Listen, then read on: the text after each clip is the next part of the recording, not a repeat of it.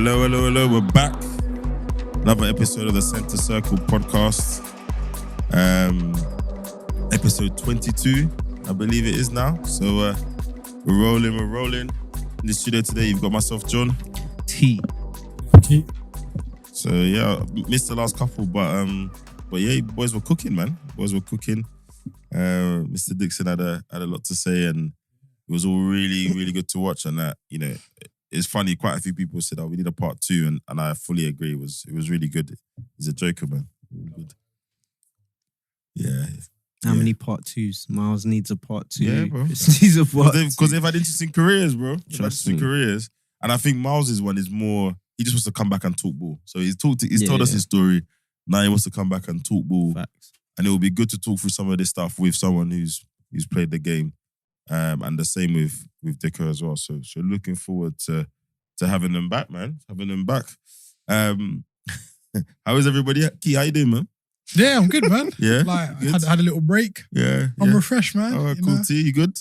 I'm wonderful. Yeah, man. Try not to let things stress me out. You know? Yeah. We'll come to that. I mean, the Prem is back. Yep. Officially. I say it every year, but it's gone quickly. It does, man. Oh, man. Nah, I feel like This I was time. waiting for Yeah? a while. I was waiting, man.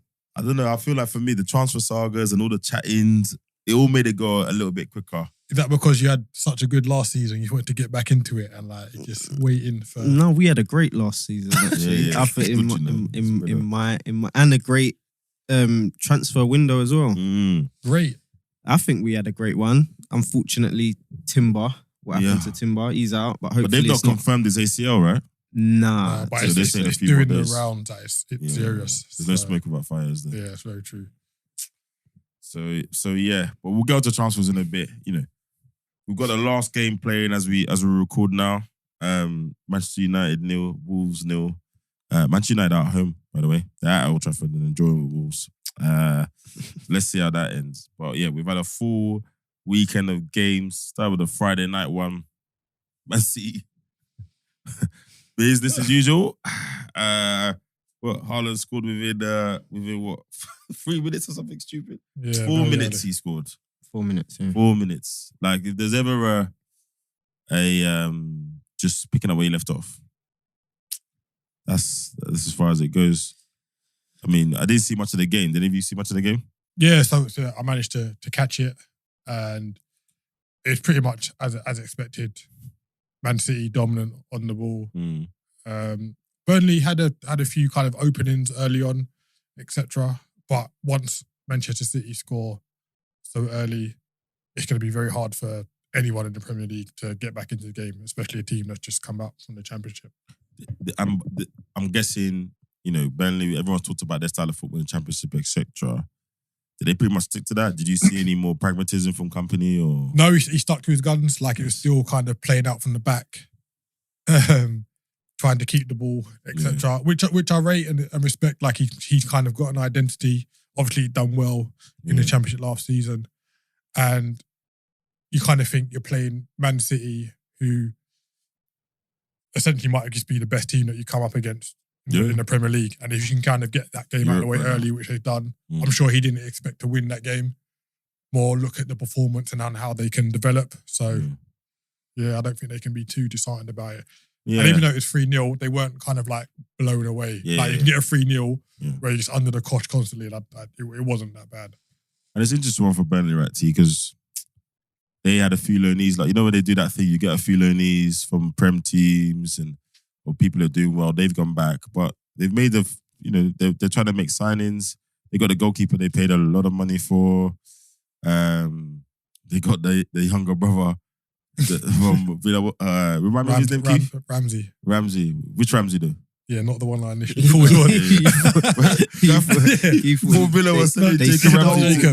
The old Jacob Ramsey. Listen, Company's got Paul, but come on, man. So I guess for them, despite how they blew away the Prem, etc. What are you expecting for Burnley this season? Are you reckon just survival like normal? If they survive, it's all good. Or do they need to do a bit more? Survival obviously is the number one priority. I don't see them surviving there. I don't see any of the promoted teams staying up. Yeah. If we remove the sentiment from it, the odds are not stacked in their favour, are they? I don't see like. I know there's still time. Mm. They can still make signings, but I've just looked back at last season and what those promoted teams done. Who they signed. They signed a lot of players. We know Forest signed a hell of a lot of players, but the signings that they did make were like Aurier and those type Lingard and Premiership players. They didn't. It's all about staying in the Prem. You know what I'm saying? Mm. Those team sheets I saw this weekend, it just looked like what? Like you're still in the Championship. And maybe I think Company's strike me as he's basically building for any eventuality. So if he signs a few young players and they stay in the Prem, they would have done well. They've earned it. If I go back to the Championship, I'm not in the Nottingham Forest. Like Nottingham Forest had to survive. Yeah, they literally they had to your point. They had to survive. So yeah, it's gonna be interesting just to watch how they do the next few weeks. Signing players like Aaron Ramsey, etc. It just shows you how he's trying to mold that squad. And then I guess for him, it's play your football. I mean, it's pretty obvious. Play the football we want to play. Do it in a way that meets our standards. And as far as he's concerned, that's probably going to be enough. It'd be interesting to see where the goals come from, though. That's going to be a thing, right? That's what always messes up promoted teams. You don't score enough goals. You can concede in that, but there'll be games where you locked up shop, but it's the quality up front that really that dents their chances. Yeah, perfect game for City. Yeah, but they I don't think they got a report back on how long De Bruyne might be out because he went off early in the first half, didn't he? Yeah, and they said it was the same injury as the Champions League final. Yeah, which is bizarre that hadn't been sorted out over the summer, isn't it? So, and then so Gundogan's gone. Yeah. So who replaces? I mean, Kovacic is there, but he's not the same. But to be fair, he came on and played pretty well. Obviously, he's not going to give you what KDB did, but he looked like he'd been there a while, to be honest, which is quite unfortunate. Really started on the bench. It was an unused substitute. They might be signing Paqueta. Yes, of course, for 80 million or something crazy. I think it's more than that. I think 80 plus 20 add-ons or something. Yeah, something stupid. So they might be getting him, but even who they're signing and stuff, I don't really. It's hard to replace what's gone. Replace. Like come in and do the job that they was doing. But they still got who they've got. The problem with Pep is it's like if he, as long as the tool is the right tool, is high quality enough tool, then he's just gonna use it the way it is. So people are like, you're signing Paqueta, blah blah blah. Bro, forget that he plays for West Ham. Yeah. Pep and his team say he can play in this way. You can ask him to do this, and this. So he's going to come here and do that. Yeah. So I hear you, but I expect that his team will now play in a way that suits those man, rather than trying to get someone to do what Gundogan was doing in the team when he was there. Do you know what I mean? But I hear you. It is a tricky one, and I don't know if the players are fitter these days, etc. But he's getting older. He's a year older. Can KDB be doing the blistering thing for another? They're going to play 65 games this season, City. So if they get Paqueta, they've got Kovacic. Rodri was complaining. Complaining about what? About the amount of games. Yeah. Like he said the amount of games, 60 odd games. Yeah, 65. But back to back, year after year, is crazy. Because it's Euros next year. Yeah, a lot of players have been speaking out about it. Bruv, relax, bruv, innit? We could play all those games if we could. And then obviously he's got the youngsters coming in, Palmer, Rakitic, like Lewis. Bruv. Yeah. City, man. Grealish was on the bench. No, he started. He started. Yeah. Foden started. Yep. Yeah. Grealish, Phillips, Ortega and Gomez were unused subs. Phillips John still Stones can't get wasn't into even the available. team. John Stones and Diaz weren't even available. Yeah, I know. Madness. Right. We'll see. So yeah, business as usual there. Then we roll on to Saturday. Lunchtime kickoff, Arsenal Forest. Again, I wanted a home win, but first game of the season, new signings, Forest. I expected a win, but you just never know. I did catch quite a bit of the game. I think Arsenal did what I expected them to do in a fairly odd way, though. Saw the lineup. All the coaches on Twitter came out. all the tacticians with their diagrams and arrows. Yeah, we think they're gonna play here, and these players are gonna move in this pocket. I saw so many diagrams, bro. To be fair, they were largely right, but that's not the point. And then typical Arsenal, some lapse of concentration. So I think good start, great goal from Saka. Real strikers goal from Nketiah because a couple, deflections and that. Martinelli play. What did you feel about that first performance? I thought it was all right. I thought it was good. It's what you're expecting. If you don't kill off the game, you know what could happen. It's the Prem. Any team can do it. I thought, what's the talking points? Havertz. Yeah. I didn't see the game. How did he play? I don't know, to be honest. So where did he play? One of those How did ones. he play? Was he in the middle three? Yeah, he was like the left 8 as the new term. I feel like left 8 is the new false 9. You know the term that just gets copy and pasted. You know what? I feel like unless I know what he's been asked to do, it's easy to be like, oh, he played rubbish or he didn't do X and Y because he didn't score assists. But I don't know what Arteta's asked him to do. If he's done everything Arteta's asked him to do in that system, then he's played well. I don't think he played badly. Did he set the world on fire? No. But the positions he took up, his work rate, all the stuff that we're told is why Arteta wanted him was on display. And it was interesting because everyone said, oh, well, he's going to be here to play up front, blah, blah, blah. First game of the season. That's out the window. Nketiah plays. So we don't really know, right? We don't really know. But I think it's clear that that's what he's thinking. And Arteta said it before preseason, like, bro, these guys have played 5 games together. You know what I mean? Yeah. So in that midfield 3, you got 2 new players. You got Rice Party, Odegaard, and you got 2 new players. For me, I think he played all right. First game of the season, but nothing dead. Yeah, I think he played all right. Few misplaced passes. Who cares? I saw him running. I saw him a lot. Yeah, so what everyone's been saying is not really what we're seeing. So, and that's what I was just saying. Leave him, let Arteta work with him, and let's see what's happening. I think the major takeaway from the game was Saka and Martinelli back on it. Straight, because that's what everyone was saying as well. Are they going to do the same? You lot ain't going to have the same numbers from them. Another big contract, is he going to fall off? Odegaard, same. Yeah, it's true. Saka Martinelli, same. So that's all we can really ask for. The guys that step up, keep stepping up or maintain them levels. And we go again. Rice just looked calm. Timber, obviously what happened to him, but hopefully it's not too long and he can come back. But when we think that Zinchenko's coming back, Jesus has got to come back, we still got a lot to come back. So, Vieira's going to have stepped on a bit. Like you see it. And I was having a conversation with someone the other day and I was saying, in some ways, where we are with so many players, it's a little bit like how Liverpool was sometimes, right? You guys will sign a new player, everyone gets onto them, and people that know they need some time to get Klopp's way, blah, blah, blah. Yeah. And then you get to like November, December, and they're starting to move mad. And everyone's like, oh. And I was like, we bought him for a reason. Makes sense. So, obviously Vieira, that's a bit longer, but even him, he looked a little bit better in pre-season. Yeah. Trossard's here, and like, he's going to be pushing Martinelli for a starting place.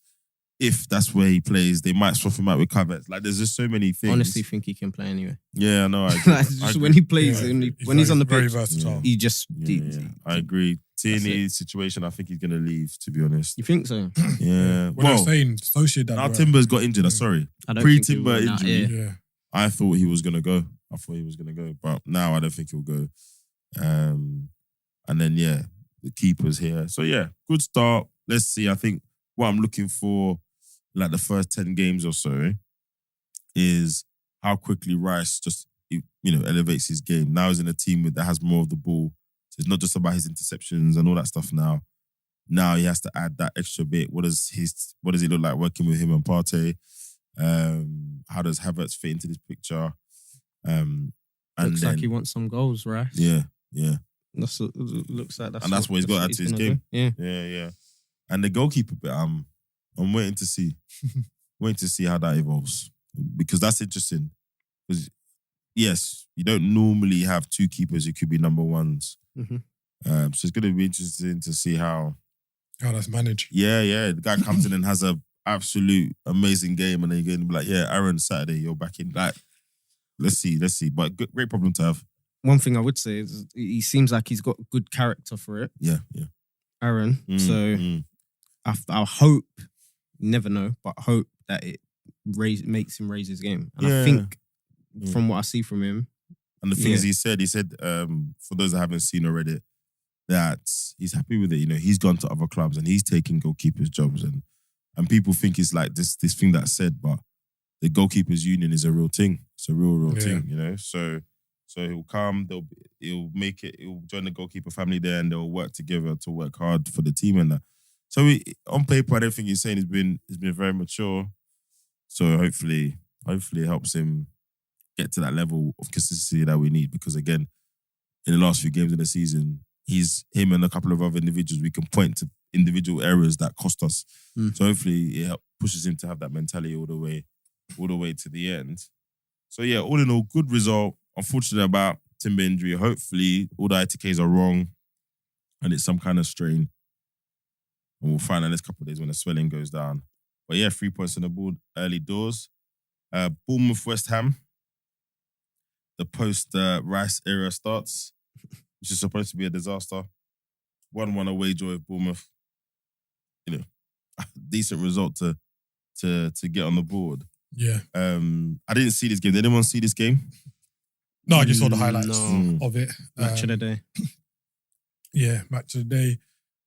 Yeah, I think it's a fair result. Like you say, West Ham are missing Rice. They hadn't made any real signings. I think they've got Ward-Prowse over the line now. Yeah, and they've got another the guy from Ajax, is it? Yes. Who? I want to say Alvarez. Oh, Yeah, Alvarez. He wasn't even on the bench, Alvarez. Yeah. Yeah. So they're starting to kind of dip into the Rice money and make moves. The new Bournemouth manager, his first game in charge, his name escapes me. But yeah, I think he'll be satisfied with a point against an established Premiership team. Yeah, so, and I think for me, I mean, that game was largely uneventful. I think what interesting was about the lineup. So you got Antonio, Benrahma starting in the lineup. Maybe that change of shape has meant there's space for him and Jared Bowen now. Well, Niles behind Antonio, is it? And then Paquetá and Souček with kind of that two in midfield. But I looked at that lineup, I thought, it needs refreshing. Like, I know they bought Scamacca to kind of... He's gone, isn't it? He's gone. Yeah, exactly. So they ain't going to sign a striker. They need one. They need one. They like, need one. This Scamacca was only one season, no? Yeah. It wasn't even two. So that He's didn't gone. happen. They need to... Yeah. What they bought him in for, Exactly. they need to go out and get it again. And then Benrahma, we've talked about it before, we don't really feel like he's got here and done, kicked on. Even though I think for someone that's stepping up from the Championship, he's done okay. But I think the way Moyes bought him, that he was going to come in and be their super creative spark. Yeah. But I think Bowen's done that more than he has. Definitely. So that the reason why I picked that up is because they got this new director of football. And I don't know if you've seen or heard, there's some tension between him and David Moyes. So David Moyes wanted Maguire. I think they wanted Maguire and McTominay. Yeah, apparently they made a double bid. And the director of football was like, Never. nah. Like, I don't, like, well, they made the bid. So clearly the nuance is probably, okay, we'll go for them at this price. And we're not moving. Yeah. Like, if we got to do more, I think there's better value for money in Europe. Which is where I think we've ended up with the gentleman from Ajax. We've landed at James Ward-Prowse now, 27, 28, cool. But apparently there's a serious like internal tension there. Harry Maguire, sorry. Okay. Harry Maguire, I would say, yeah. At that price. And I think that was the point you were saying. At that price. McTominay, nah. Go out and get something. The thing is, McTominay. I think the price for McTominay is high.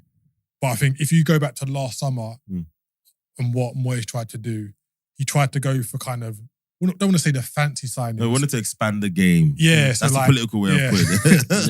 Scamacca. Got Scamacca. You would never have association with Paquetá before the start of last season. And I think him going back to kind of McTominay, Maguire is Moyes ball, isn't it? Yeah. And Moyes ball, quintessential Moyes. They'll do like works, what I innit? Like done. Yeah, and you can kind of see their league. List, I know they won the Conference League. They won last year. Yeah. Conference League. Yeah. Their league form dipped a little bit, And I think that's because he kind of sacrificed his kind of style a little bit. But I think he's like thinking, like, this is what I do, innit? Like, these are players that make me. We said Zuma and Maguire, centre back pairing. Yeah. No, like, they're giving strikers a hard afternoon. You know what I mean? Well, and I guess even at that money, if you're director of football, you've got no recent evidence that Maguire's going to come in and play at a level. Whereas I can go and spend that money on someone else who might not be as established as Maguire, but is younger, and for the last 2 years has actually played like he wants to play football, right? So I could just imagine where David Moyes is probably saying, look, he's a good player, he's an England international, da. But someone who's kind of come, I think that gentleman, he's from abroad. I think he's worked as a director for other clubs. Someone that comes like, fresh, no English bias, nothing. Yeah. You're probably thinking, what? Are you all right? And Maguire's what, 30 now, no? Yeah, he can be pushing. Yeah. So I want to see how that's unfolded because they don't need that right now. They need a clear strategy to, not have a repeat of what Tottenham did with Gareth Bale. Get a big transfer in and spend it. Nonsense. They need a clear strategy to, one, land at a type of football or whatever Moyes wants to progress from the season before last, but not be as bad as last season. Yeah. 2, replace what you're going to miss in Declan Rice. And 3, you already had areas that you needed to improve on in the first place. Like, I rate Antonio for what he's done with career and where he's got to. But if you want to push on, he's 30, 31 now. You need someone who's going to give you those goals. Or someone's going to give you those goals in a slightly different way. And Ings isn't really pushing him. Well, I'm surprised. I'm surprised at that. But I think that's more Moyes ball than anything. I think that he's looking at Ings it. is more clinical than Antonio. Yeah, but it's how many goals is Ings going to get? That's what he's probably thinking. How many goals is he going to get for me? And Antonio does all that hard graft. Yeah. I'd rather Antonio will chase them balls into the channel rather for like that 70 minutes and then have to get cut. But that goes back to the style, doesn't it? Clear cut chances that Ings is going to, how many is he going to get? Yeah. Yeah, but that goes back to style of football though, isn't it, right? So if you created 10 of those chances, you'd want them to fall to Ings, not to Antonio. No of course, but they're never going to get to those 10 chances. They're never going to get chances in the game. So you're saying he's being a realist then, basically? Yeah, well, he's playing Antonio. Yeah. Like, he's actually playing him over Ings, so that's it. Bad. And Ings is 31 now, so this is kind of last big Prem contract, or I say big, but probably last proper Prem contract. But yeah, let's see how that whole bit unfolds, because that tension is probably going to, if they haven't fixed it already, because they've made a couple of signings, so maybe they've landed a middle ground. But that tension just grows as you get closer to the transfer window, doesn't it? Yeah. Like, and it might be a case of there was talk of him not being manager going into this season. So they might be forward thinking. If we get, when you say talk, you mean me or no, just like no, joking. in the Remember, media. I was saying it earlier. Yeah, people said if they get club players rather than Moyes players, if and when he goes, it's easier, isn't it? Yes, So, I agree. You know when they say that isn't blah blah blah manager signing, yeah. But I think they must go into the transfer market a bit more. They have to. If they sell Paqueta, which it looks like they're gonna do it, that's like another 100, I think. Yeah, true. It's easy. Yeah. So, well, 80 minimum and then add-ons. And when you're going to Man City, you generally get add-ons. they're in the clear to sign that's a new term, innit? Achievable add-ons now. Yeah. No, but they were always achievable because it was Man City. Yeah. You're going Man City, so everyone they've bought. If you win the Prem, cool. If you win the Champions League, cool. If you win the FA Cup, So if you're dealing with Man City, they're always achievable. Yeah. No, you're right. So there's more additional funds, I guess. Hopefully, if they've aligned on players, because otherwise it's going to be interesting. Moyes might walk. I'm a manager of a certain caliber, blah. They've got the money. Yeah. And that's the truth. They actually have got the money. They're in Europa League. They've got the money. They sold Skamaka, Rice, and it looks like Paqueta's going, that's 200 and something mil. So if you're West Ham owners, you're seeing this on, you've got this director of footballing, you've got Moyes here. What direction are you going with? I know what direction I'm going. You already know what direction. You got to go DOF because you've brought him in for a reason. Yeah. But he's just won the first trophy in however long. In his now you tenure, want to this push on, second tenure is the best you guys have been, league position, all of that, for a generation. So yeah, it goes back to style of football. Style. What do you want to go with? Stylish, fancy names, or do you want to keep Moyes in and hopefully he kicks on? Because he didn't do that badly before in the league. You know what? He didn't that do fancy bad. football thing, it's not for everyone, innit? like I know, go Tottenham over the last couple of years have been like, we've had like tepid football over the like, if you win 1-0 and you play rubbish, I don't care, man. As long as you get the win, I don't care about that. That's me personally. Yeah. No, I love when fans are like, as a club, we play attractive football. Yeah. When? And what did he get? Where did he get you? Like, I remember when we were searching and Arteta was going to come in, people were like, oh, would you take Mourinho? Yes. Oh, but his football's dead. But I don't care. I watch so much nice football with Wenger. No, but you know what? Let's be honest, that would never work at Arsenal. I'm just being a realist. It wouldn't even work for long. I don't think it would work. If you had an explosive 2 years with Mourinho, but we won stuff, but I wouldn't care. Yeah, just grinding out the results, innit? Look at Man United. They said whatever they want to say. Bro, he left there. They won an FA Cup. They won Europa League. West Ham can't be picky. Yeah, they actually won something. Yeah. What's it's a the tough problem? one, man. I think if they didn't win that Europa League, it's easier to back the deal. Me personally, back the director of football and start that bringing West Ham into the more modern whatevers now. Yeah. In hope that you reap the benefit in a couple of years' time and then catch the next young manager or whatever. Like, just do it. But they're not gonna. If you look at the owners and the profile and how can you sack him after he's won this, blah, blah, blah. But you know my thing. Yeah, thank you. You did well. But we're trying to be here in that point of time. So I need to start now. But the risk is your director of football could be crap, though. It depends, though, on what players you're going for. Because, you could say the fancy players, but Bruno Guimaraes, bruv, he's made for the Prem. And you would think, Brazilian midfielder, what's he going to be about? Bruv, he's eating up the Prem. Yeah. He's doing true. So. And it's like, to Keith's point, that director of football looking at it thinking, that type of player costs me an extra 10 whatever million and whatever wages because he's in England. There's people on the continent we can go. Let's go and get the next Bruno or whatever. So Brighton. Yeah, well, there what you go. they do. Well, have you seen the guy they've earmarked to replace Caicedo? No, the guy they've earmarked. I don't know his name because I've never heard of him. But he's going to cost him 16 million or something, or 20 million. Like, someone should just bid for him, innit? Just add 5 or Be whatever. like a Brighton effect. If Brighton want you, I'm coming in. 5 million more. Whatever Brighton bids, I'm surprised Chelsea ain't gone for him. It's crazy. All right. Interesting over West Ham. Let's see how that unfolds. Internal politics. Brighton, Luton. I mean, I think Luton are going down. I've not seen them play 1 minute of football, but everyone's looked at that stadium and said, they're going down. They're going down straight away. I think they give a good account of themselves. I think it's a fantastic story for some of those guys to play in the Prem. But unless they do a madness, like, that's another team that had to do a first. Like, just go out, but they haven't got a reason, but they had to go out and just had to build their stadium. Get Lingard, just do it all again, but they're not going to. Yeah, and build a stand at the that's team covered. and you're like, who? Yeah. Kind of thing. Which is fine that you can get gems in ball, but... No, but we every season we get a few from all the promoted clubs, innit? You get a few. But you have to put something in there. Just a little bit of experience, a little bit of you just need that. Yeah, it's gonna be a tough one for them. And Brighton just march on. Yeah, like they're pretty comfortable. Like Luton had a penalty when it was 2-0, going back to 2-1. But Brighton they played ball again. Matoma was cooking. He didn't score, but played well. Pedro, Solly March, Pascal Gross. Pedro is going to be a real problem, bro. Yeah, he was at Watford, was it? I think he was. Yeah. And he didn't. He didn't really light up there, did he?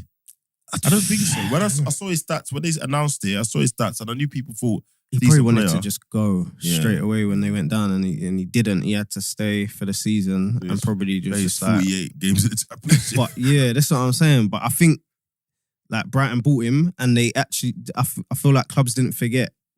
They knew he's a baller. Like I was surprised he started over Ferguson. I don't know whether Ferguson was injured or whatever. But got started up top. And he meant to started as well. Got the goal. Ahead of Ferguson, Maybe he's carrying a knock or whatever. But yeah, Brighton march on. There's it's been highlighted. I can't remember the gentleman's name. A replacement for Caicedo has already been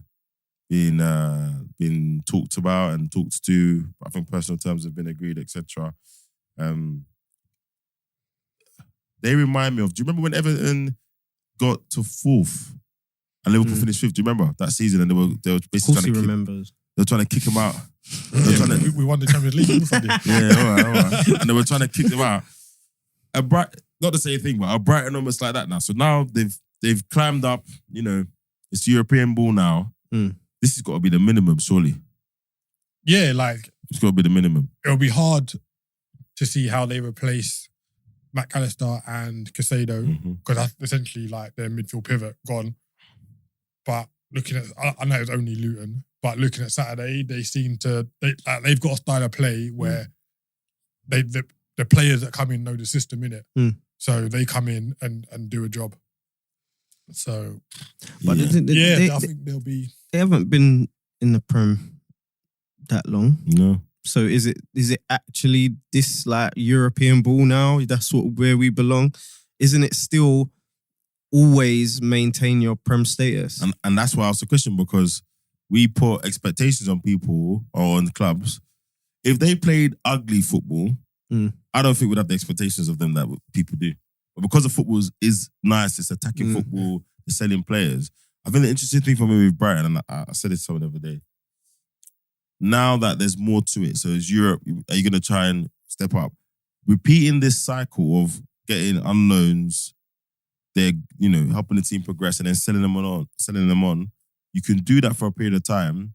If Tony Bloom manages to just keep doing it, then he would have cracked it, because it's all about this secret database he's got apparently. No one, like him and maybe one or two other people apparently know how it's put together, how it works. Like literally, it's going to go to his grave with him. Like, even people that work at Brighton, they don't know what's under the hood. They can just use it. They don't know the statistical basis of nothing. So he's got one of these databases that helps him search and scout players. So is it his not idea? Is it his say so who comes into the club then? No, so I think what it is he expects his team to use the output of that analysis to then go and add the eye test and everything else, etc. But that thing is the key, that the metrics in that they use there, that's how they identify the Caicedos and the McAllisters and all of that. Oh, okay. So basically he identifies them, scouts go out, and then obviously manager sees, reports back, whatever. He put the technology together, this database and everything that goes into it, and then his team uses it. Cool. So apparently, and the reason why I say that is because a lot of people use data and stuff, but if that thing is locked and it keeps producing like this, that is sensational. Yeah. Because we've seen teams do it before, but not so many players, not every year. Southampton went through a period where there was a big player getting sold every other year, right? I'm trying to think who else from like a youth or finding gems. I don't think anyone else has done it as consistent. If Brighton do another year or two of this, do you know what I'm waiting for, yeah? I'm waiting for them to sign a Caicedo or a Matoma or one of those players, an English one though. From somewhere. That's a good point. Yeah. From Sunday League. I'm joking, but somewhere. No, I know what you mean. Just from any like lower league club. Yeah. They've done their data. They're looking at this guy and they bring him in and they put him right in that Prem. But they do it for youth players. So when you follow like Rising Ballers and Secret Scouts, them, man, you see the players they've identified using that system, but at the youth age. Yeah. I think Brighton have just signed a player. I think you're right, the centre back from Leipzig, I want to say, or somewhere. Yeah, I don't know where from, but I saw something about it. So they're doing that. I think they're doing that at youth level, but they're also doing it. They're signing English players. They're signing at youth level, but you know what it's like at youth level. It's just a different thing, right? The big clubs, the influence of parents, the money that's been thrown around, But yeah, it's impressive. And then the way he deals with these clubs. Anyway, we're coming to that. Don't back down, innit? Mate, Everton 1-0, Fulham 1. Everton carry on as they left off, as we were talking about earlier. I think they're going to be in that relegation mile. Bruv, they're going... to your point earlier, I think the only thing that saves one of those relegated teams is that Everton's going to be one of the relegated teams. Everton's going to save them. Who have they signed? Yeah. Who have they signed? Nah, it's crazy. It's actually crazy. They signed Harrison from Leeds today on loan. Harrison? Jack Harrison. Yeah. Okay, fair. But again, like... yeah, but... Well, we say they signed, was it Morpay last season? The quality of signings that are coming into the club. Crazy. Neil Maupay.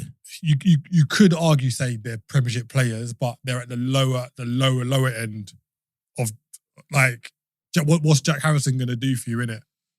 Well, who's he crossing the ball to? Yeah, you're Maupay. you're relying on Iwobi, And like you look at their bench. Tarkowski. They're selling. Have they sold Gray? No, but apparently he's going. Yeah, Apparently he's injured, but Yeah. apparently he's going. Coleman's injured, but he's 30 something anyway. Bro, Dele they Alli's need- injured. They need a good few players, man. Where's my I man? think, Where's like what you're DCL? saying about Brighton. Mm. I think what's happening now, like football's cyclical at times, isn't it? Like obviously Man City are at the top where it used to be like Man United. If you look at kind of like the teams that used to hang out in like between like 7th and 12th in the Premier League, Yeah. but teams like Everton, Crystal Palace, Mm.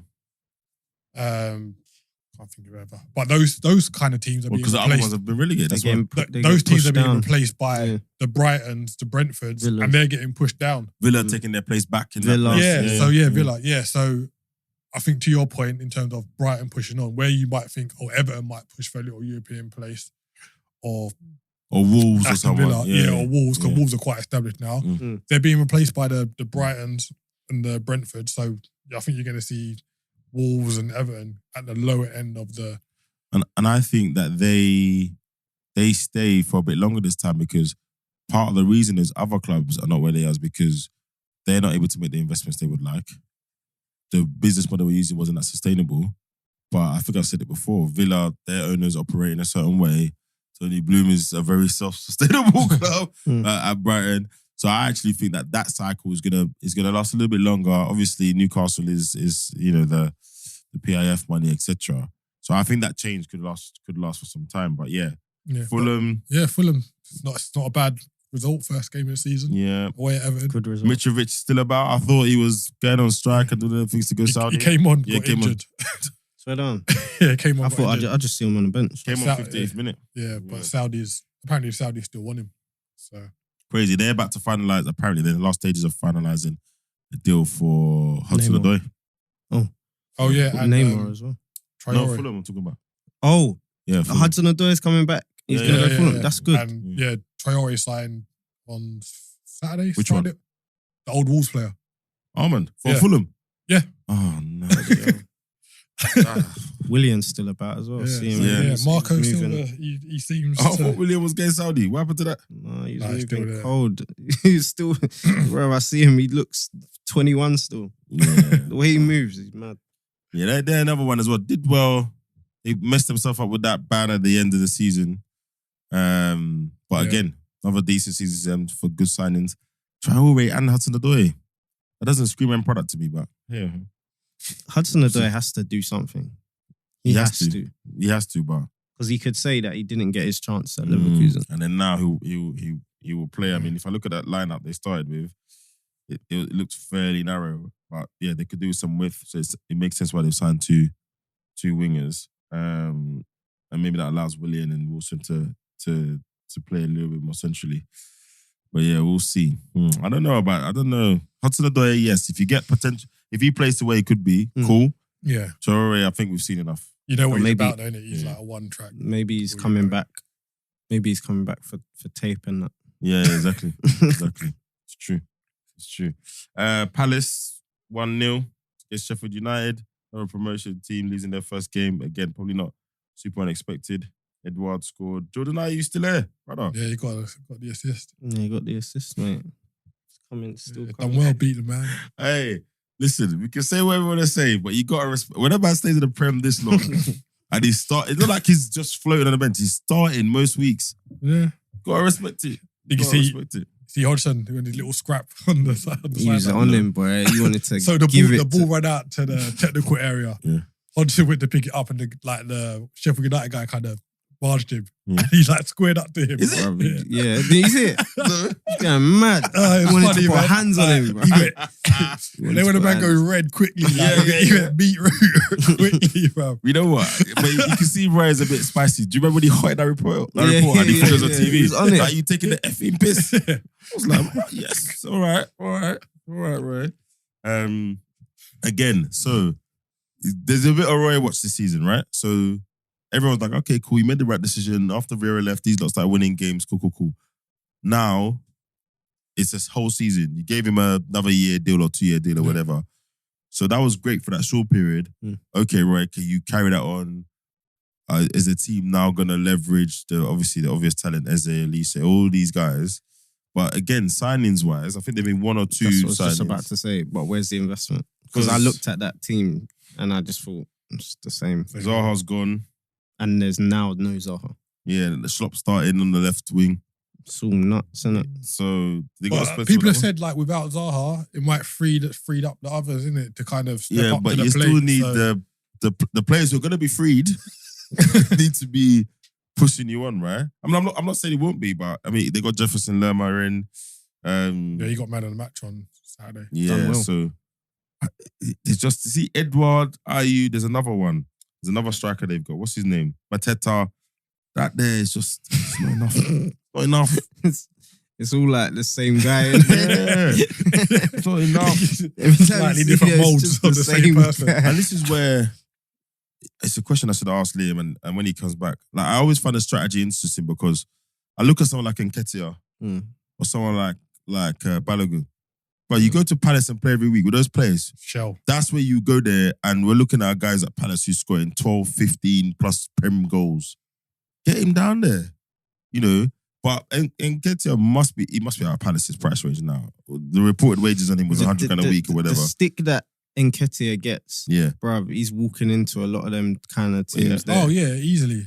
Have you seen his stats when he starts? His goals he starts. I think he's like 10 goals and 19 starts or something crazy like that. No, he had a mad stat, but I can't even remember. So he, as far as he's concerned, if I start, I'm scoring more often than not. I'm contributing to the game. Someone like Balogun, I just think that's, for me, someone like Palace, that is perfect. Go there. But Balogun's like, look, after what I did last season, I don't want another loan. I want to go somewhere that's my home, which is fair. But did he play many pre-season games? Or no. And it looked like he was not being frozen out, but it's almost like a move's imminent. That's why he's not playing. Right. Because pre-season, he should have had a lot more minutes, but he didn't really play. I feel like he probably said straight, I want to go. Yeah. Because he knew. And there's no messing come back, Jesus is there. You signed Havertz, who was playing up front in pre-season. And then I'm an actual striker. I'm not playing minutes. I know them. Arteta, he probably sat him down and said, don't worry, you'll get your chance in the pre-season. And then, we'll look, maybe if it doesn't, another loan, and then we'll revisit it. And he just said no. He's like, all right, cool, safe. Yeah, I'm surprised done his pre-season. That was it. Yeah, Monaco made a bid from apparently we rejected it. So probably something cooking, but I just look at teams like that and say, at the right price, and even for your career, just go and play in the Prem every week. Like what them two players I just mentioned, they're getting in that. No one's keeping them out. That. What you think Edward's keeping Nketiah out of the starting lineup? But they can't afford him. I don't afford even the money. Paying what they were offering Zaha. Exactly. Yeah. They had just find a transfer fee from somewhere. Like, paying Nketiah £100 a week now doesn't seem so mad for Palace. I don't think it seems that mad. Yeah. He gets more than that. Oh, I thought he was like a £100 a week player. Arsenal. Ain't it like 120 or something? A lot of money. No, man can't roll into Palace on that still. I swear when he could sign this contract, I thought it was like a 120. Yeah, I thought that's. Yeah, fair enough. But again, he would look at his record and be like, if I play it, if I start, score. And then we've got Newcastle. They said to Villa. Yeah? No joke. We're here. 5-1. Yeah, it was I never experienced it. Yeah, I think the injury kind of disrupted the flow of Villa a little bit. I know, like, I'm not trying to use it as an excuse, but it was early. It was a bad injury. It was 1-0. I'm sure it was 1-0 when it happened. ACL thing, they said. That's why I'm looking. Well, it's two different places, isn't it? Yeah. But it looked bad. Like it looked like he was all crying on the pitch and that. So it might have threw off a lot of players, isn't it? And he's had a big knee injury before, hasn't he? Yeah, I hope he's not the same knee. Yeah, he's had an injury. He's 30 now as well, bro. So, but what got me was the high line that Villa kept playing. Yeah, Emery. Like it was, and Torres came on for Ming. So like making your debut at St James is pretty tough anyway. But it's like him and Konsa, and I think they went to 3 at the back at one point. I can't remember who the first. Yeah, they brought on the other guy from Sevilla. Yeah, I can't remember. that got injured and now he's back. Yeah. What's his name? Diego Carlos. Yeah, Diego so they're Carlos. playing like three at the Yeah, back. Diego Carlos. Yeah. And in the second half, they were so high. It was just like, Isak was like, hold it. Yeah. And even when Wilson came on, they were just like, Barnes. They were just running in at the back. You know, like when you watch German football and they all play, like all them teams play with a high line. I just thought, they just kind of lost their heads a bit, which I was a bit surprised about considering how Villa done last season. But I don't think you can write their season off after that result. No, like, definitely not. There's always a mad result in the Prem, innit? Like, yeah. I don't think that was a mad result though. I think like what you were saying, their defensive line, their shape and that, the fact that Carlos guy has just come back in, he hasn't really played for them much. Yeah.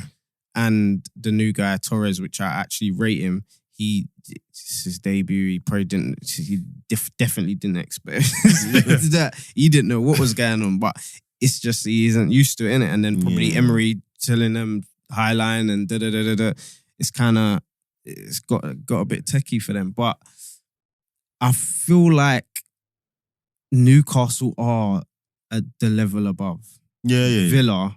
Yeah. The Brighton. No, Villa's a pop, but Newcastle are further in their journey. Yeah, like I feel like they are establishing themselves as a true top 4 contender.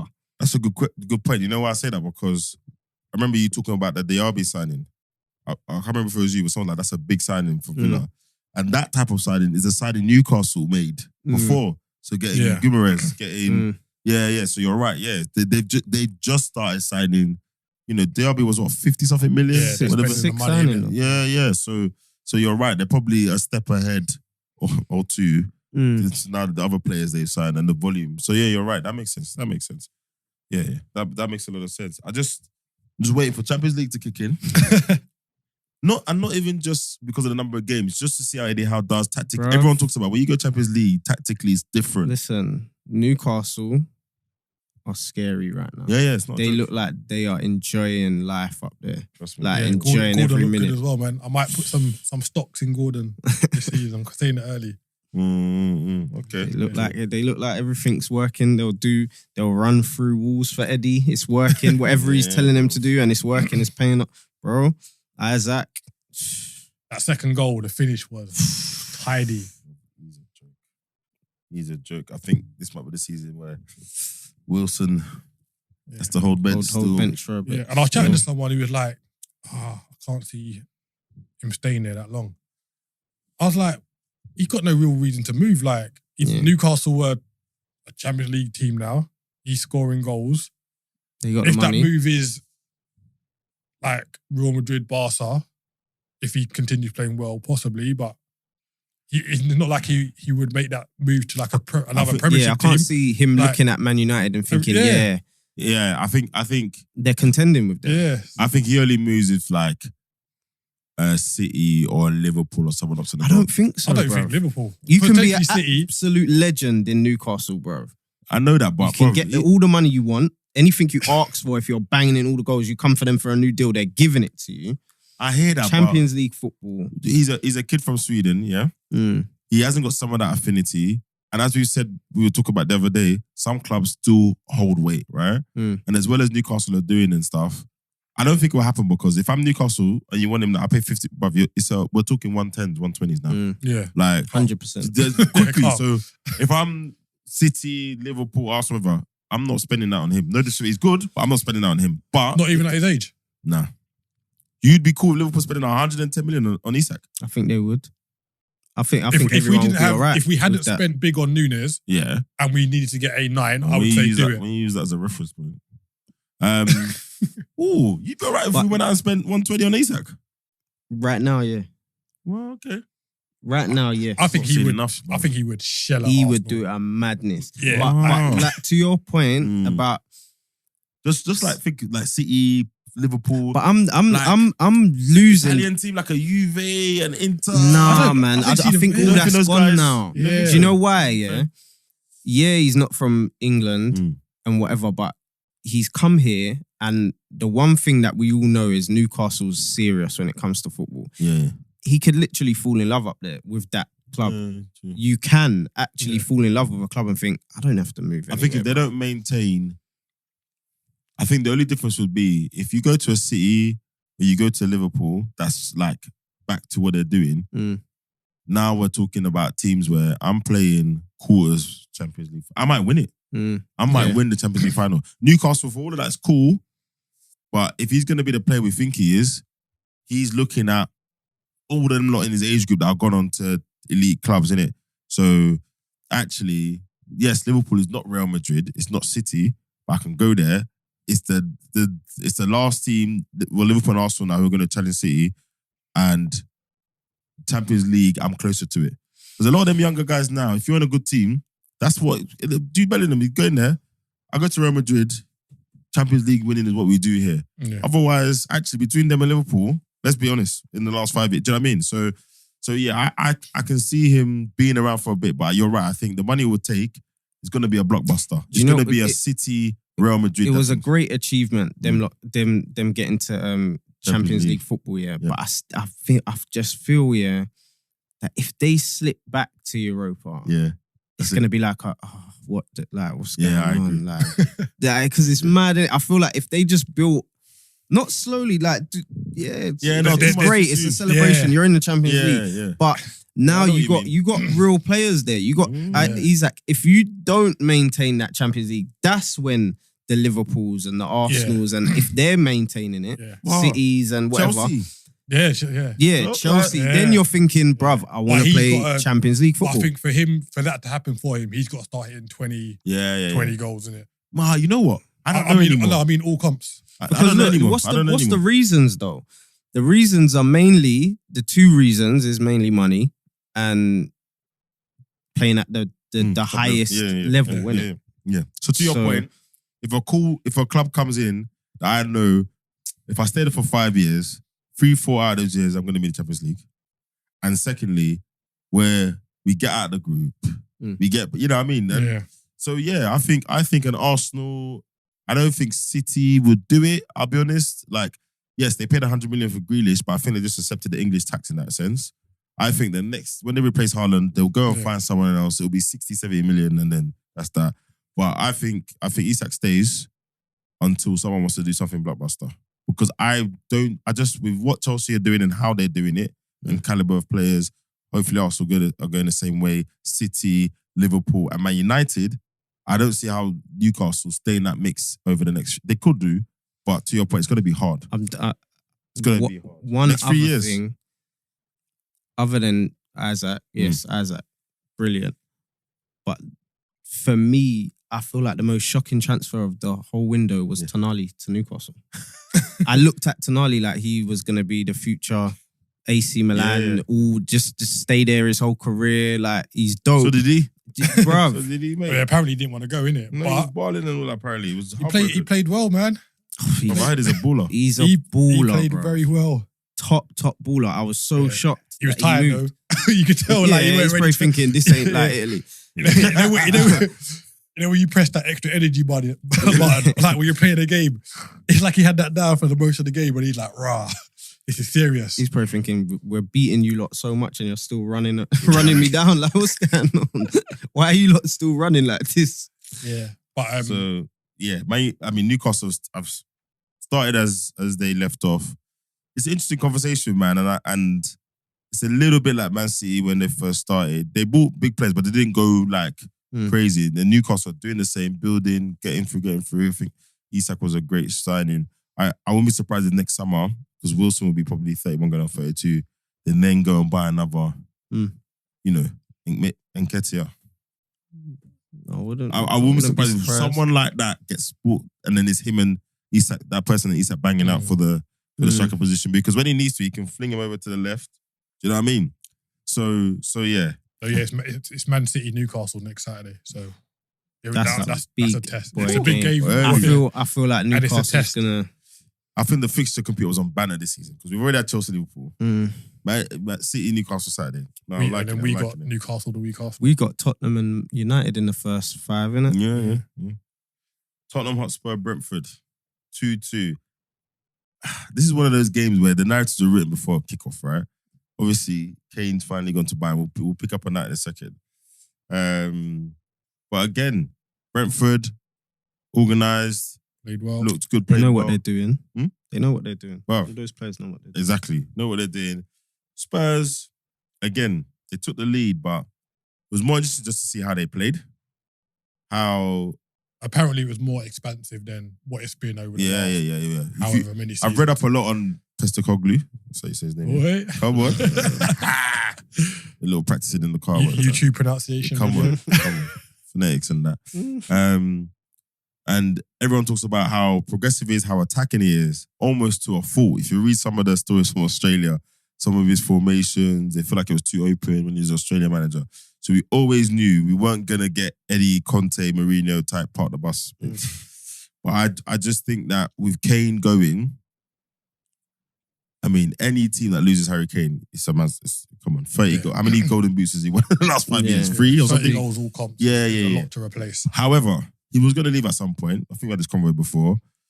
If there's a time, a less painful time, relatively, for him to leave, new manager, let him start with a relatively clean slate, all of that stuff. Even the way he left, someone said to me on Saturday, my brother-in-law is a Spurs fan, and he said, listen, actually, him leaving Friday was fantastic because there's no time to dwell on it. There's no time to... The game's in 24, 40 hours. We just go out there and play. So it's going to be interesting to see if Richarlison was in there. I've always thought Kane leaves, Son goes central. I've always been on that. Oh, really? Yeah. I've always wanted to think, right, if Kane was the main man, being direct, central of a front three, it'd just been interesting to see. But obviously, you've got Richarlison now. He can't do that. So I think Kane. Yeah, I've never seen Son as a 9, to be honest. Yeah, I did think for a while it'd be interesting to see that. But So wait, you don't think they should bring in a striker? I think they do. I don't think Richarlison's up to the job. I think they should. I don't think they will. I think they should. I agree massively. I don't think they will. I don't know if Levy's going to spend the money that way. And to be fair, if you look at the priorities of what they need to sort out, striker's not number one. I mean, Davinson Sanchez is still starting games. you got liability Romero, unless they've done some work with him in the on the psychologist's couch. He's a liability. I look at this team and their midfield's a bit light as well. Yeah, I look at this team and it's like they're definitely not getting top 4. So I think Maddison was a good signing, good attacking, great signing. But Skip Basuma, I think is good, brother. I think he's a good player. I think I'm you need to not upgrade sure. Skip and Højbjerg. I think they need work. Obviously, they got Van der Ven. Do we know anything about him? To be fair. Do we know anything about him? No, apparently he's a really decent good. player. Yeah. There's a lot of hype over him. So I think the centre mid needs a boost. I think Ndombele apparently started well, but punctuality, attitude in training. Yeah, That's exactly. a weird one. Finished. I thought he would have been thrown straight back in. Yeah, but with a new manager, you gotta show come in early. You know the ones, but when he's on mad wages apparently, 150 a week or something crazy. Yeah, he's cool. But he'll know they can move in it. Yeah, so yeah, I think they should, but I don't think they will.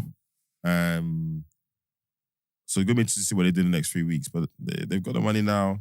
Kane's gone. Albatross has gone for around the neck. Bruv, Perisic is still there. You got to go all out for a striker, man.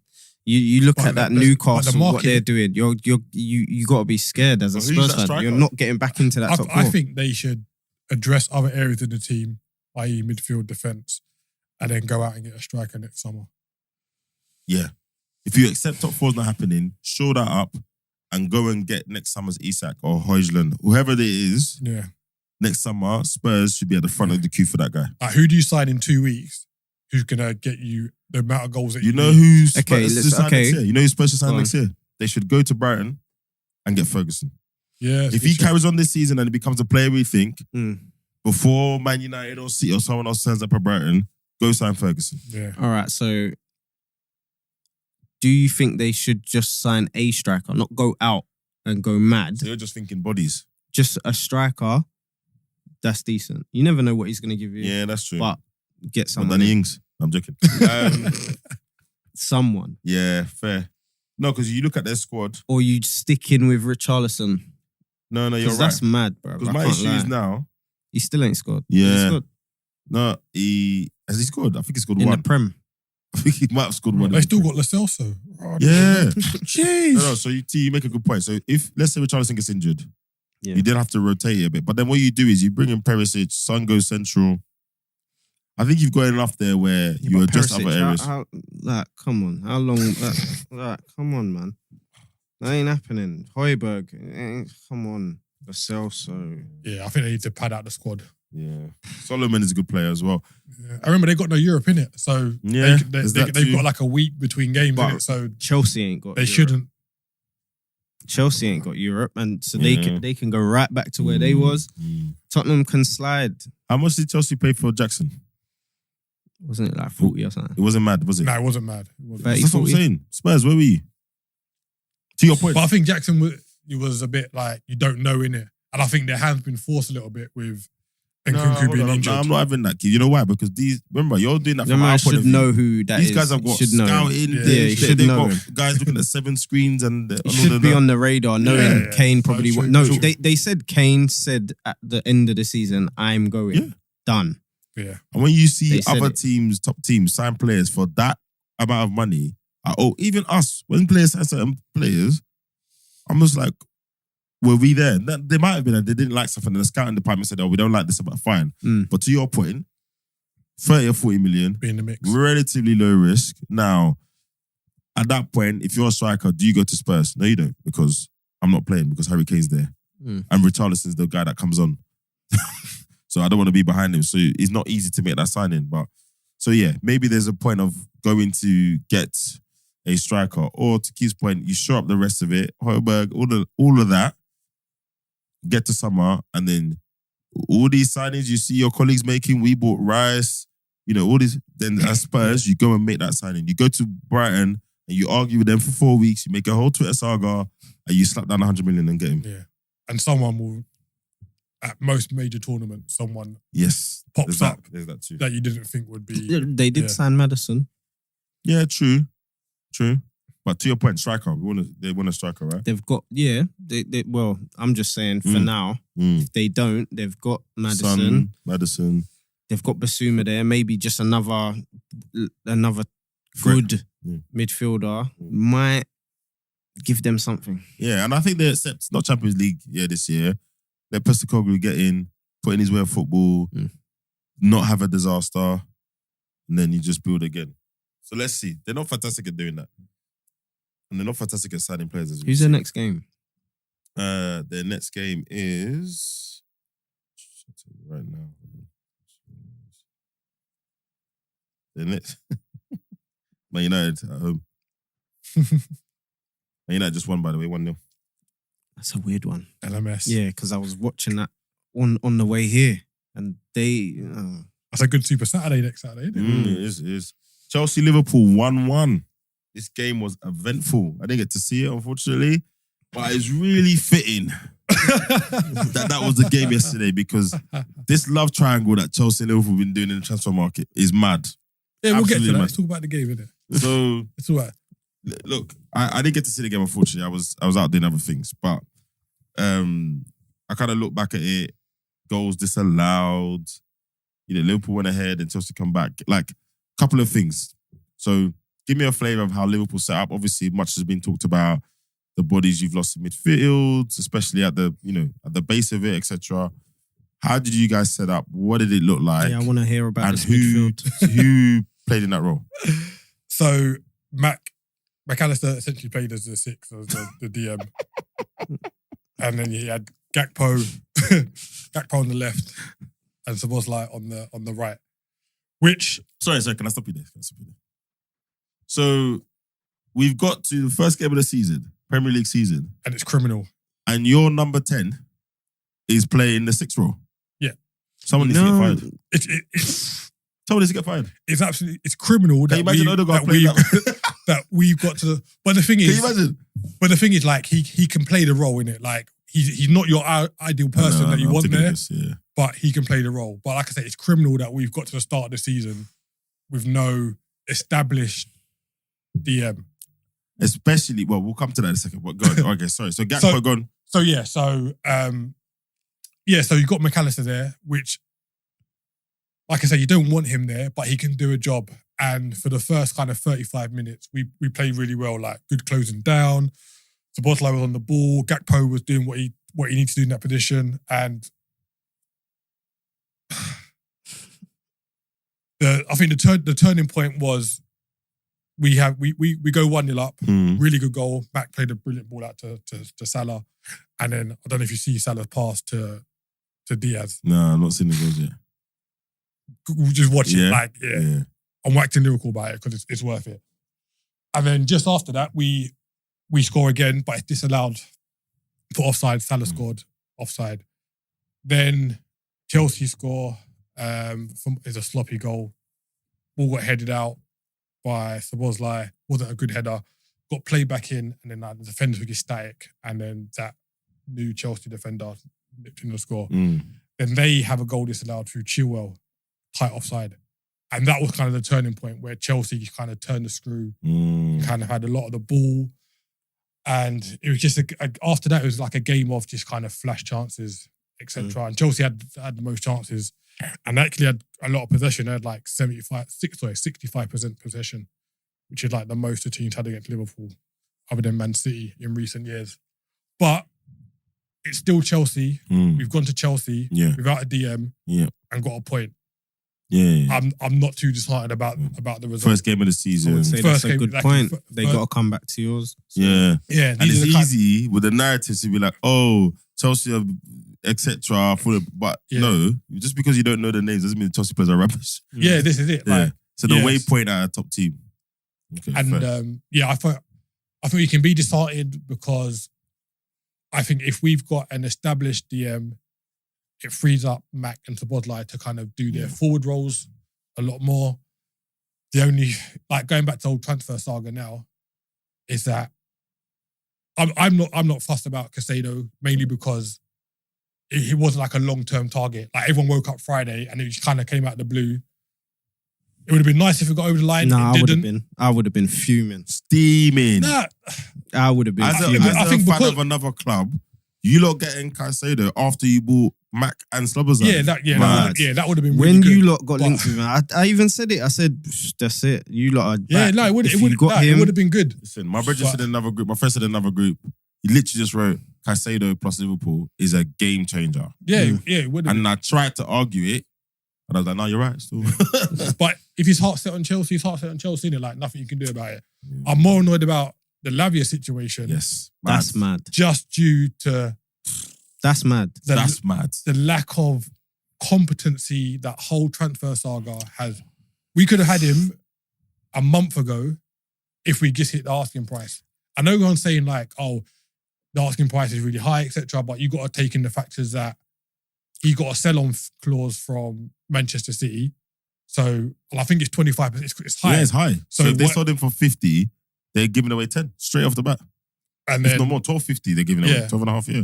And then also Man City have got a buyback for 40 million next season. Yeah. So if Southampton are selling him, they want to sell him for more rather than the 40 million. Yeah. So if they say 50 million, don't go in with 42, and then 43, then 46.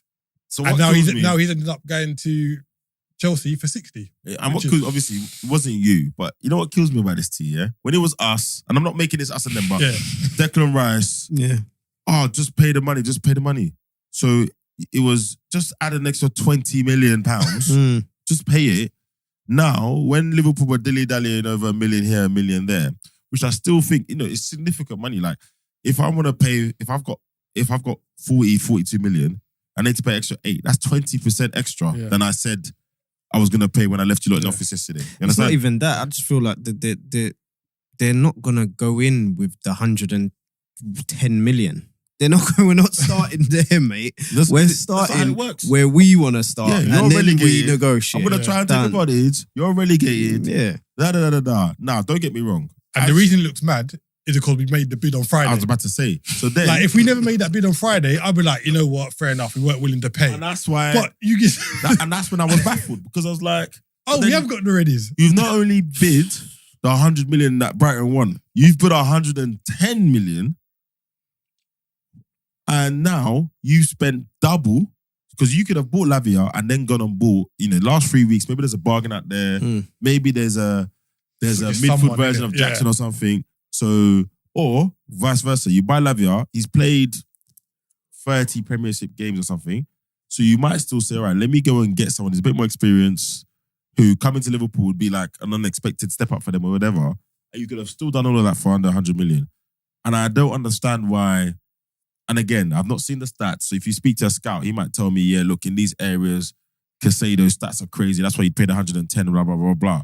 But it was just a crazy few moves. No, I don't think there's any stats that justified that. It was just like a crazy few moves. And I'll just remember thinking, where are all the just pay the money merchants now? Where are you guys? Because that looks absolutely crazy. And isn't that gentleman that does the transfers of your club? Isn't he the new guy? He's taken over from the Messiah that's left. It's a guy that's coming from Germany and he only came in in June. I can't remember his name. Yes. And he's like the guy. So obviously he got, and I don't think he done Mac. Okay. But I think he was influential in Szoboszlai.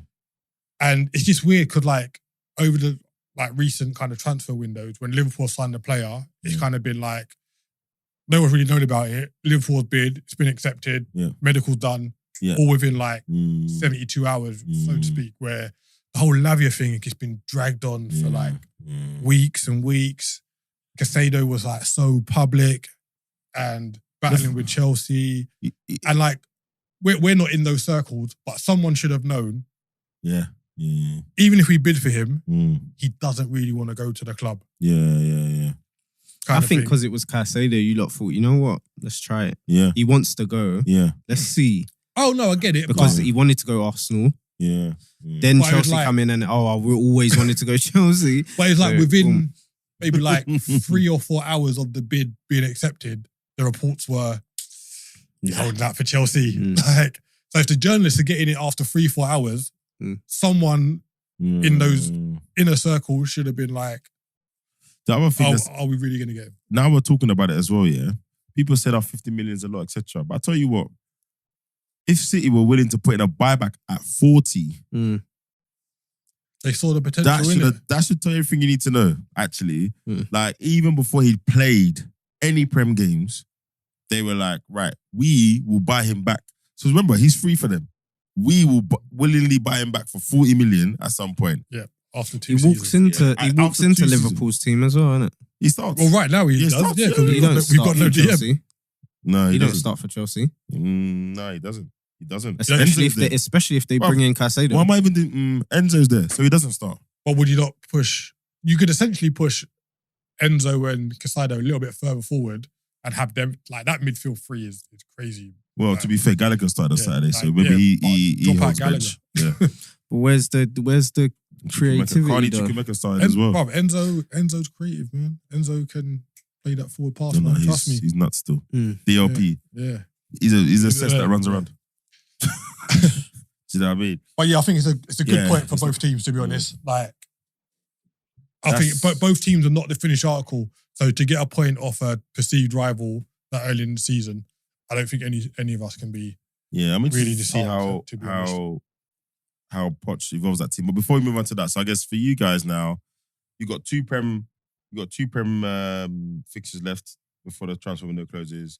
You got Bournemouth at home. Yeah, Max should be able to handle that. Then Newcastle. You got Newcastle away. So I think you've basically got a few weeks to build enough depth in that position. Yeah, we can't go to Newcastle with a team that played on Saturday. There's no, I'm not sure how far Bajcetic is away from coming back to fitness. But even so, is that the first game he comes back? He's not ready. He's had no pre-season. Depends. Thiago's back training. He could play as a 6, but again, he's not someone you want to play there. It's this. You knew Fabinho was going.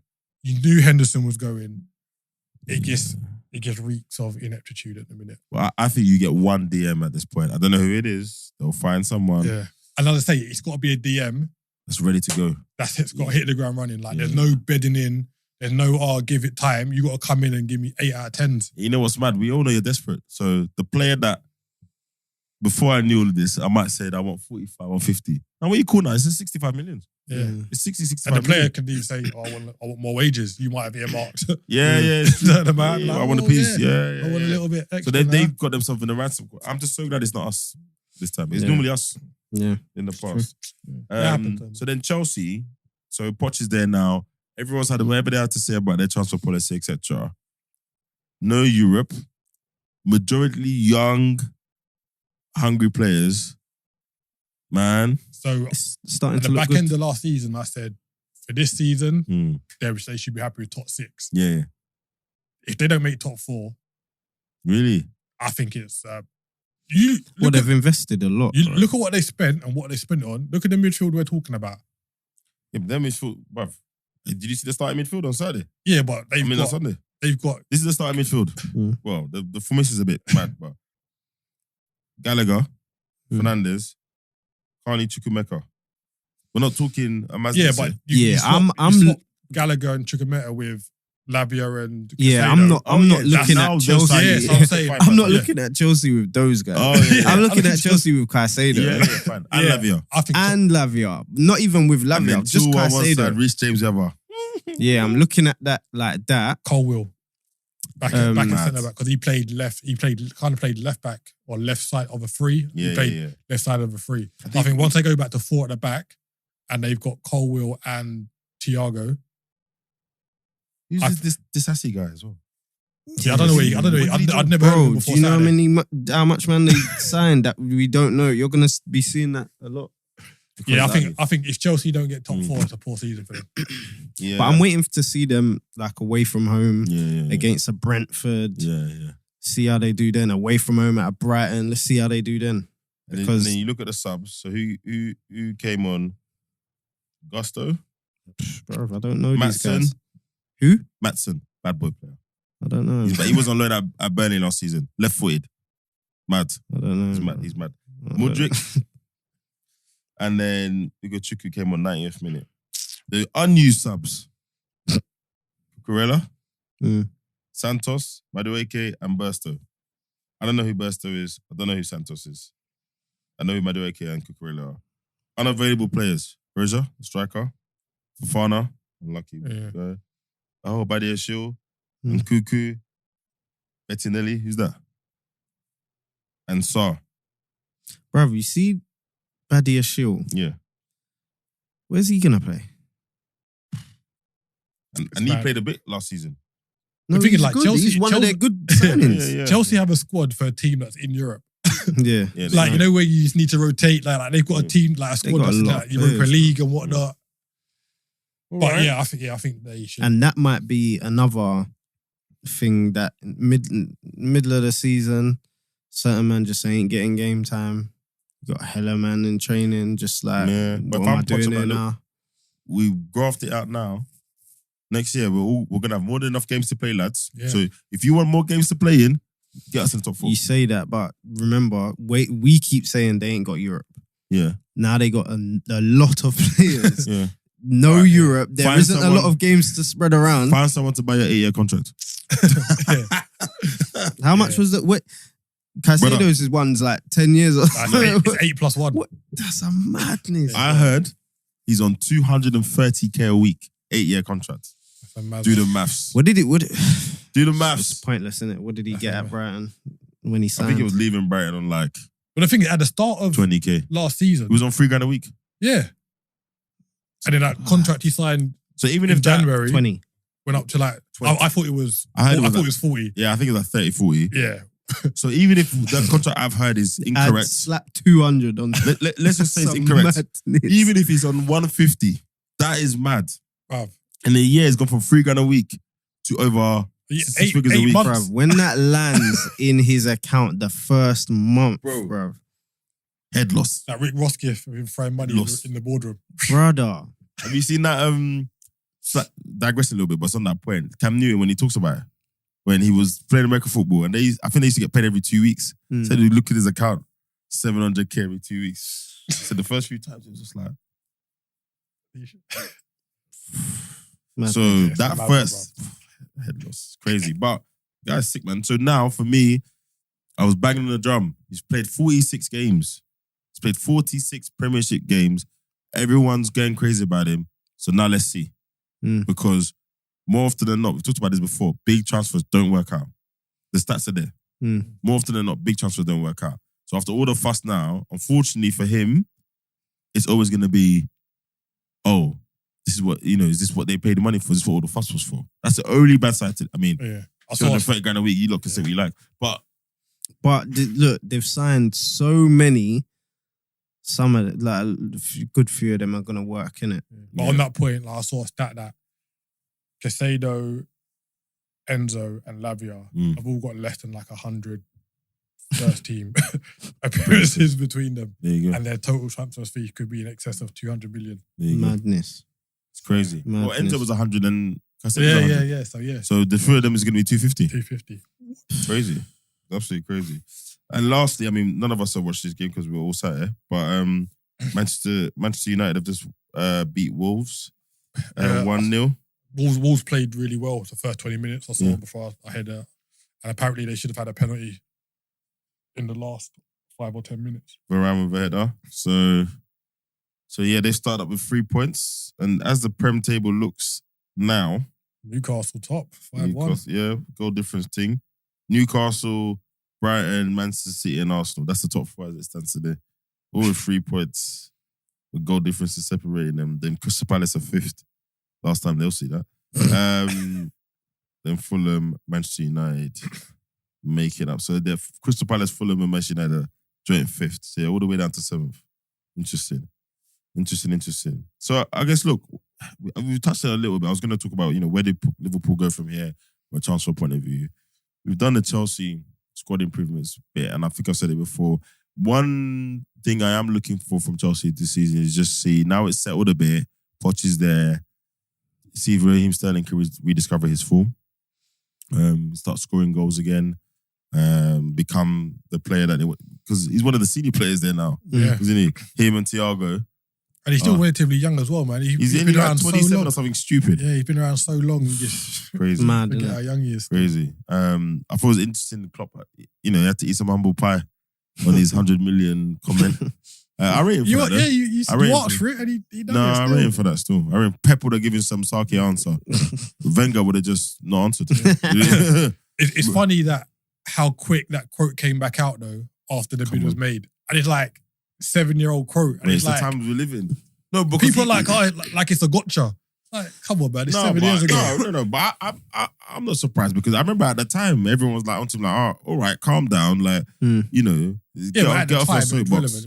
Yeah, get off your soapbox, blah blah blah. And then now, you've got close to it quite often, mate. And I think even at the time, people were like, well, you bought a keeper for 80, like you weren't far off. You bought Van Dijk for 80 million. Then you carried on. You bought Nunes for 8 million. He doesn't even start. Like, so yeah, relax, big man. But he's emotional. He probably said in one of his emotional he had a dig at Chelsea the other day. Yeah, exactly. After the press conference, didn't he? So, the Saudi League, by the end of the season, Mark and Isaac are going to have to answer to me and you, and maybe you a little bit. But we said this. Bruv. So, Neymar's gone to Saudi. That's big. The transfer fee, it was 100 the conversion was like £86 million. I think that transfer fee for Neymar at 31 is mental. Anyway, and now he's high or just right. Is it high? I think it's high, but he's got a big contract. He's got big wages at. Oh yeah, I didn't sniff it. I saw it and I was like, but only because it's Saudi and that. But if we do a normal transfer market, I don't think anyone's paying that for him now. If he was going to go back to Barca or go to Real, 100 million euros. Nah, yeah, not at 31. Yeah. And I know he's Neymar, but not 100 million euros. So anyway, you get that out of the Saudi, it's cool. He's on 160 million salary over 2 years, apparently. So it works out to about 2.5 million a week. with perks. He gets a house with staff. Use of the private jet. Have you seen the Neymar documentary? Yeah. Watch it. Because you see all of that there? I know that's his dad, yeah? That's his dad. They've basically got like a business, I think they got, what did they say, 100 staff or something? Yeah. That runs like Neymar Limited. So from when he knew he was kicking ball. the brand, At 15, his dad set up the company and started building the company from then. He doesn't listen to his dad, of course, because I know best. I'm the bowler. I'm the one that the talent. But when I hear stuff like that, then I know that that's done it. So yeah, 2.5 million a week. I think that's big. That's one of the, he didn't quite reach alien status, but he might as well. He's one of them. Still playing. He's still Brazil's captain though. All of that. I think that's a big signing. They might have missed out on Messi, but to have Cristiano Ronaldo, Neymar there, Benzema, everyone else, Benzema, Mahrez, that's mad. Firmino. Why do you think Neymar's still disrespected a little bit? Like, if you took, for me personally, if you took I agree. Messi and Ronaldo out of the equation, he's the next best thing in the last 20 odd years. You know the argument I got? But I'm still getting man saying Neymar, luxury. I think he wouldn't track back. I think there's two things here. I think there's that nonsense thing we have in England. I call it the Graham Souness effect. Yeah, when certain players don't do or play in a certain way, we don't like them. Yeah. That's someone telling me, he rolls around a lot. Shut up, man. But I think the second thing is, and I hate this argument, and it's super weak. And yes, Ed, I'm talking to you. I'll see you at radio on Saturday. Compared to his talent, he hasn't done what he should do. I'm like, what are you talking about? Brazil all-time scorer. One of the best front three we've ever seen. MSN was crazy. Bonkers. Absolutely crazy. Oh, well, he went to PSG to win the Champions League and he hasn't done it. I said, well, that's just not on him. That means everyone's failed then. Messi's failed. Mbappe's failed. Zlatan has failed. Let me name all the big stars that they took to PSG to win the Champions League. I mean, being Brazil's all-time goal scorer is not a joke. He's won Copa America, done the Olympics. Yeah. Scored some of the best goals we've seen. Done some things on the pitch we'll never see again. You're always going to get them guys that's probably thinking, if he doesn't do it here. Yeah, it's just narrative, bro, right? Because he's won everything else. He's won everything else. The disrespect he gets is crazy. I think it's mad. I'm just looking forward now, because you know what he's like. He's going to be doing nonsense when he gets madness. there. Yeah. Absolute madness. Because the stuff he was doing in League One, when you watch any Neymar YouTube compilation, like, you're fighting in the tunnel. The disrespect. So the stuff he's going to do there, I don't even know which team he's joining that. Like, I'm not au fait enough. I think it's Al Hilal, who just lost to Ronaldo's team. But they've got a pretty strong team as well. No, they're the one who bid for Mbappe, innit? So they needed a marquee. Yeah, but the rest of their squad is still... Koulibaly, I think, is in it. Is Koulibaly in it? No, he's at... I'm sure it's Al Hilal. Let me check their squad. I don't know. Because there's two big players. There we go. Let's see. Koulibaly's there. See? Ruben Neves. Yeah. Neymar. Added already. Linkovic-Savic. Yeah. Oh, okay. Ooh. Yeah, so those are their signings. Some guy called Malcolm, but I think he was there before. There's two Brazilians there. Every team, it's like they gave every team free. They said you can pick your free and go for them. Designated player. Yeah. Kind of vibe. Draft, bro. Yeah, so they've got done a draft. Milinkovic-Savic, who I didn't know much about, but everyone's telling me he was a top player. It was from Lazio, I think. Lazio, Yeah, he was good. Then they got Neymar, Ruben Neves, and Koulibaly. Mad. Saudi, they're not playing around, man. I keep telling people they're not playing They can around. literally build every single team in that league. And I watched highlights of a game where Saint-Maximin, Mahrez, and Firmino. It was just long. They're having fun, bro. It was long, bro. Yeah, fair play to them, man. It was that the fact that Saint-Maximin is actually looking up and passing the ball. I said, yeah. You feel good. You don't have to take that madness from the stands anymore. Nope. Yeah. Newcastle brothers. Yeah. No one shouting at you, bro.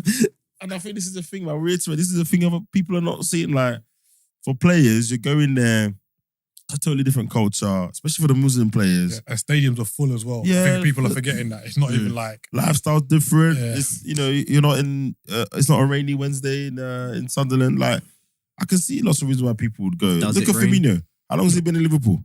8-9 years? Yeah. Dealing with he's a Brazilian, right? I've lived in Germany and I've lived with, bro, I'm going there. Give me some my sun. money. Give me some sun. And babes will be on the PJ every week. Like, I'm gonna watch it. I'm gonna watch that league. The players out there now, I'm gonna watch it out of interest. I need to see how they learn. How Well, they it's on the zone now. The Zone got the contract. Yeah. And it was Steven Gerrard's team v Al Nassr today. Is it? Yeah, Gerrard's team won 2-1. Apart from Hendo, has Gerrard's team got any other? I don't. So I remember, I think man. Hendo was where they. Are you saying Gerrard was part of it? Part of it said you can't have no more. You got Gerrard. Mate, and they're one of the teams that's not owned by PIF. Because there's 4 teams that's owned by PIF, the same people that owns Newcastle. And then the other teams are just owned by whoever, innit? They got Moussa Dembele. From Lyon. Yeah. Oh, good striker. Yeah. Interesting. Okay. They got some Scottish dude. Is Mane's with Cristiano, innit? Yeah. He didn't play. Yeah, look, Mane, Ronaldo. Bro, it's just crazy. Crazy. All right. Keith, finish off. Do you want to talk about the progress of the England women's team at the World Cup? Yeah, so I think it was Saturday. So I've been on holiday, so my days kind of rolled, rolled into one. Oh, sorry. But yeah, in the quarterfinal, they played Colombia. It was a very, very physical game for England. Played well. Went 1-0 down in a kind of what the game when Ronaldinho scored against David Seaman. Oh yeah, in the World Cup. Whether he meant it. Yeah. So yeah, the Colombian player. I think it was a cross. Some people saying it was a shot, but it looped over the keeper. 1-0 down. But yeah, England didn't lose their heads. Managed to get the equaliser just before half time, which was good. And then went on to get a winner in the second half. Like I say, it's a physical game. I think England hadn't played particularly well in the tournament so far. I'd say their last group game they played well. They had a tough game against Nigeria. In the last 16s. Obviously, we all know that went to penalties. Yeah. But yeah, England, they now play Australia in the semi-finals. Host nation. Host nation. Sam Kerr looks like she's going to be back for Australia. So she hasn't really been fit. So she's been getting odd minutes here and there. I don't know. Sam Kerr is one of the best players in the world in the women's game. Lauren James obviously is she got a 2-game ban, so she missed the quarterfinal. She'll miss the semis. So they get the finals, she could. Yeah, I thought she was done. No, she got a little bit of reprieve there. So they got all the tools. Russo looks like a good player. That finish, she slapped it in. She's gone to Arsenal, innit, for Man United. Yeah, that's right. So say Arsenal women's team doing it right. So I think it's on. Let's check. When is it? Wednesday or Thursday? And those games are a mad time, 9 a.m. It's in Australia. 9:15. It's like Wednesday at 11 o'clock. Yeah. So England would go in as slight favourites, but Australia beat England in a pre-tournament friendly. Okay. So because this is 3 World Cups, 3 semi-finals for England, isn't it? Yes. So 3 World Cups, 3 semi-finals, plus you just won the Euros. And essentially, they're the best team left. Oh, okay. in the tournament, because it's Sweden, Spain in the other semi-final. Okay. So yeah, man, get behind the girls and watch them, man. I think it'll be a good game. It's gonna be tough because it's in Australia. Playing that Australia. stadium's gonna be rocking because the loud. games have been packed. Games have been packed. But if they win the World Cup, man, you need to pattern up. Not that I'm preparing or anything. And pay the ladies their right. dues So this as well. is it. So you didn't want to give them proper money. You messed up their kit sales, and like I said, it's because no one cares enough. Because that would never happen to the England men's team. Yeah. And now we're talking about World Cup semi-finalists. They go on and win it. It's going to be egg on a lot of people's faces at their fame, mate. Yeah. But I quickly on that, I think the women's game needs to get to where they got their own structure. Their own structure with there's almost a separate women's FA. I know it sounds crazy. Oh, okay. But only because you need to have people that actually care about you running the game. No, yeah, I agree. You know, so maybe it's under the umbrella of it. A branch, yeah. Yeah, but because otherwise then that stuff doesn't happen. When you've got people who are dealing with the men's game and you're kind of like just the thing, and then that's when that rubbish happens. They need people, 100%. Women's game needs people who actually care about the game. And if they don't care about the game, then you normally get good results out of people when their livelihood depends on it, innit? Like when they need to pay their so actually, this is your job. And I think that's what the women's game needs. Actual focus, not leftovers from the men's game or fighting for things. They should have their own structure with their own, a bit like the league. The league's in its own commercial deal, etc. Yeah, definitely. So yeah, good luck to the England women's team. I can put my weight behind them now that Nigeria are out. But if Nigeria was still in it, I'll be backing the Super Falcons. You know what I mean? So yeah, right. I think that's it, guys. We'll be back next week. As we already said, there's a couple of tasty Prem games.